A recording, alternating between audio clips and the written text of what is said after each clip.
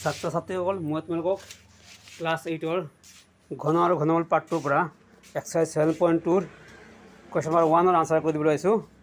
Question number 1ত কি কৈছে, তলত দিয়া প্ৰশ্নবোৰৰ শুদ্ধ উত্তৰটো লিখা।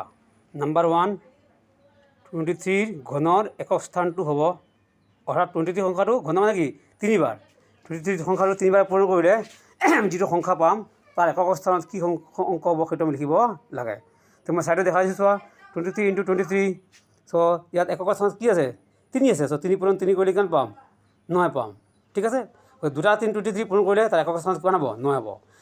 কিন্তু আমাক কেইটা 23 লাগে, 3টা 23 লাগে। আগতে মই আকৌ লিখিলোঁ কি 9 × 23। আকৌ ইয়াত একক স্থানত কি আছে, 9 আৰু 3, 9 পৰা 3 পূৰণ কৰিলে কিমান পাম, 9 × 3 = 27 পাম।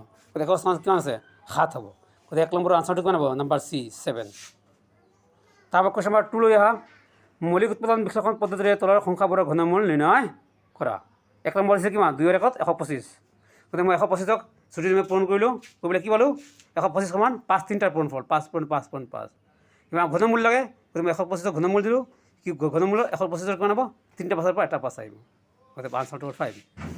নেক্সট 3 নম্বৰত কিমান আছে, 2744। তাক মই ছুটি আমি হৰণ কৰিলোঁ, গতিকে কিমান পালোঁ, 2744 সমান 2 3টাৰ পূৰণফল আৰু 7 3টাৰ পূৰণফল। গতিকে ঘনমূল ল'লে কি হ'ব, 3টা 2ৰ পৰা এটা 2, 3টা 7ৰ পৰা এটা 7, আৰু 2 পূৰণ 7 কৰিলে 2 7 × 14 হ'ব।